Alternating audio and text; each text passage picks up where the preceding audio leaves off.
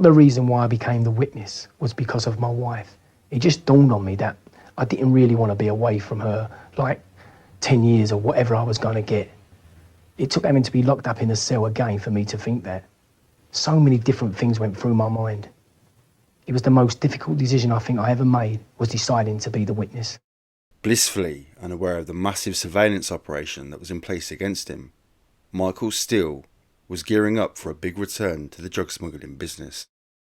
It was pretty obvious to those watching that the driver of the black Mercedes was somehow involved, but it took Dibley and his team a little while to work out exactly who it was. When the positive ID came through, they were surprised to say the least. Darren Nicholls could hardly believe it either. Mick had asked me to meet him outside his parade of shops in Southend, and when I arrived his car was already there, with Paul Gwinnett in the passenger seat. Mick was in a bit of a funny mood. He started telling me about this big row he was having with his new smuggling partner. He said he'd just brought over 80 kilos of cannabis and given the bloke a really good price of just £200 per kilo for importing. The reason he'd given such a discount was because the guy had said once it was in the country he'd be able to sell loads at a discount price of $1,600 per kilo, sell it on for $2,200 per kilo and make his money that way. But once they'd got back, the bloke had sold all the dope straight away, leaving nothing for Mick. "That's what you get for dealing with a Tate," he said bitterly. "A Tate? What do you mean?" "Oh, didn't you know? Or didn't I tell you? My new business partner. It's Russell Tate, Pat's brother." I wasn't sure what I found more shocking, that Mick was now dealing with the brother of a man he'd watched squealing like a baby before emptying both barrels of his shotgun into his belly, or the fact that I'd missed out on a smuggling run. If only I'd known a bit sooner, I could have told Jim. The whole gang would have been arrested, and all my worries would have vanished overnight. Either way, I was just coming out of my shock a few seconds later when I heard Mick saying that he had something for me, which was what he always said to me when he had drugs for me to sell. He put out a plastic bag from the space behind the cab in the truck and walked over to my car. On the way, I asked him if the thing with Russell was going to be regular and reliable. If I was going to get him arrested, I needed as much information as possible. Mick told me they had a totally new way of doing it, which was much better and much more profitable than the one I'd been involved in. Basically, 3 cars would drive down to Spain, where using his contacts, Russell was able to buy puff for just £750 per kilo. 3 cars would then head back north in convoy. The drugs would be in the middle car, and the other 2 vehicles would be spaced out, one a mile or so ahead, and the other a mile or so behind. That way, if either car thought they saw anything suspicious, or thought they were being followed, they could radio the middle car and give them a chance to change the route or dump the drugs. The real clever part was that Tate's gang included a couple of women, rather than a bunch of single blokes travelling on their own, which always looked suspicious. Each car in the convoy looked like a couple off on their holidays. The cars would then come up through France and then Belgium, where the drugs would be driven to the beach at Blankenberg, and Mick would meet them on his boat. As far as the argument with Russell was concerned, Mick said that had all been sorted out. From now on, Mick would be putting his own money into each deal in addition to whatever cash Russell was carrying. Once in Spain, Russell would buy as much cannabis as Mick could afford, all at the cost of $750 per kilo, and bring it up with the rest of the convoy free of charge.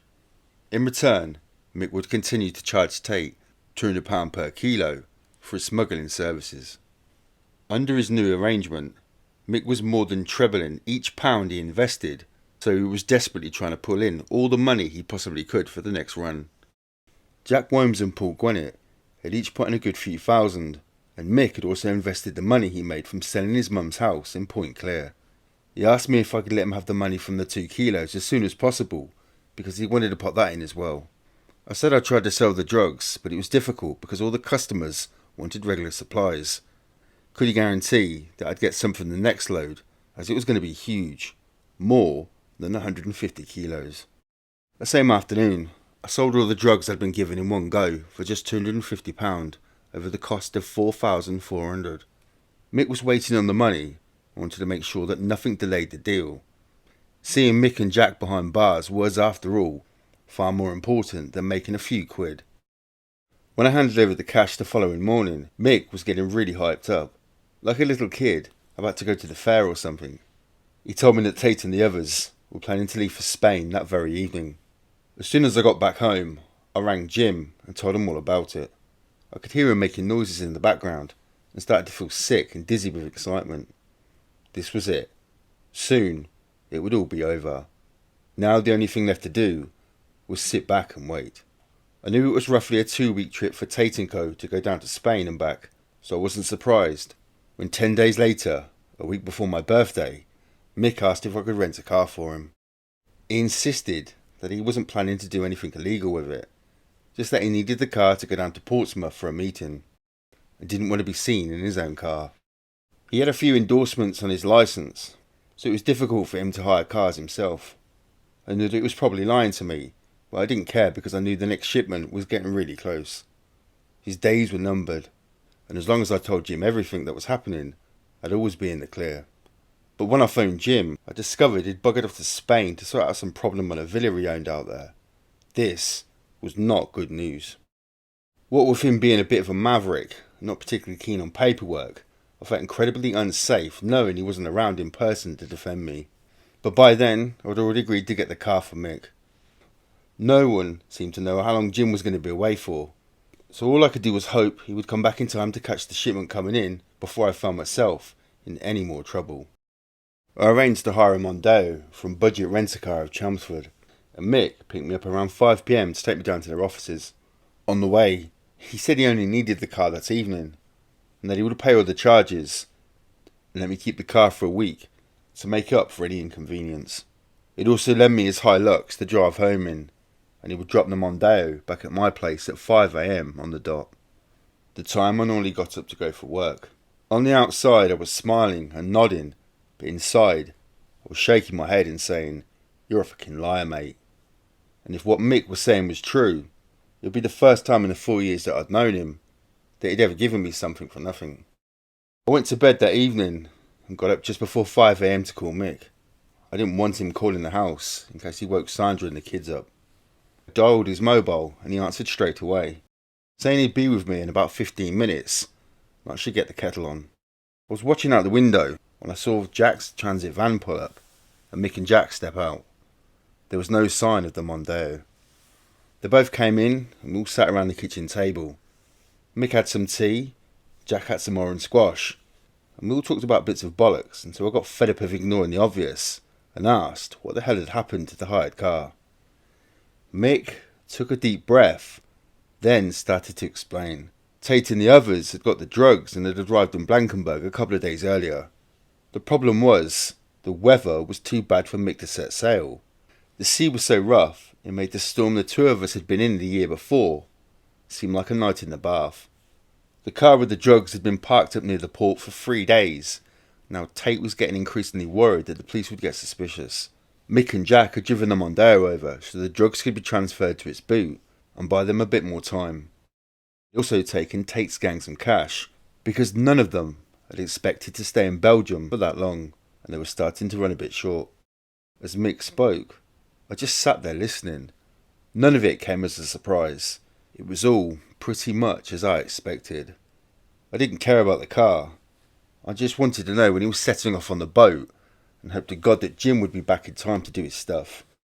"When do you think you'll be going over then?" I asked. "Well, the weather is starting to get a bit better. I think tomorrow. But if not then, Sunday night at the latest. You could then get the Mondeo back on Monday afternoon." "Okay, fine. Just let me know when you leave." Sandra and I have always had pretty good sex, even after the kids and all that. But I'd have to say that the biggest orgasm of my life had nothing to do with her. It came late on Saturday night, soon after I answered the telephone and heard Jim's voice telling me that he was back in the country. Yes! Oh God, yes! I couldn't get the words out fast enough. I was speaking so fast that no one could have a clue what I was talking about, and it took a while and several attempts before Jim understood what was happening. I'd spoken to Steele earlier in the day and knew he was planning on setting off that afternoon. He'd be back in the early hours of Monday morning. This was it. This was really it. But then, something incredible happened. Jim said he wasn't going to do anything about it. The thing is, Darren, each time they go, they're bringing back bigger and bigger shipments, he told me. They invest all the profits they make back into the business. If we let it run, then we'll be able to catch them with a really massive load. And in the meantime, we'll be able to do lots of good work with the drugs that you buy as well. I really didn't like the last bit. I was focusing on the idea of Mick being caught with hundreds of kilos, enough to make sure that he went away for a very long time.